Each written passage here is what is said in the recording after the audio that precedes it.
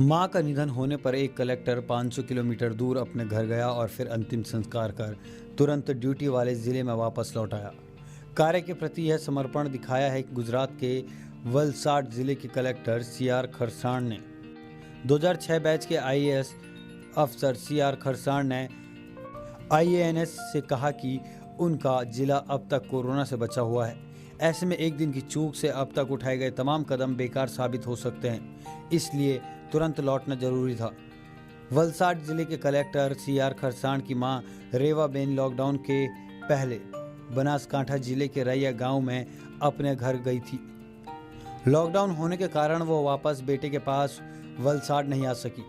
Collector की मां का 14 अप्रैल की देर रात 2:30 बजे निधन हो गया। कलेक्टर को रात को 3 बजे सूचना मिली, जिसके बाद वह 500 किलोमीटर दूर अपने गांव रवाना हुए। करीब 8 घंटे का सफर पूरा कर वह गांव पहुंचे। फिर शाम 4 बजे तक मां का अंतिम संस्कार किया। इसके बाद तुरंत ड्यूटी के लिए वलसाड रवाना हो गए। 500 किलोमीटर जाने और आने और अंतिम संस्कार करने में सिर्फ एक दिन का समय लगा। अगले ही दिन गुरुवार यानी 16 अप्रैल को सीआर खरसाण ने जिले का कार्यभार संभाला।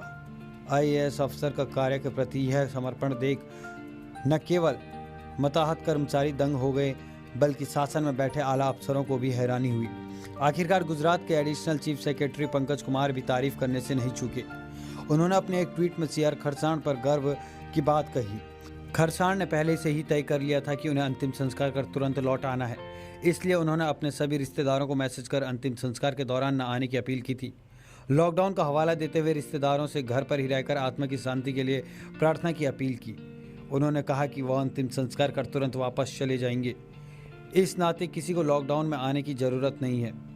खरसाण ने फोन पर आईएएनएस से कहा, गुजरात का वलसाड जिला मुंबई के पास पड़ता है। मुंबई में कोरोना के ज़्यादा मामले आ रहे हैं। ऐसे में मुंबई से सटे स्थान ज़्यादा संवेदनशील है, लेकिन मेरा वलसाड जिला अब तक कोरोना से बचा हुआ है।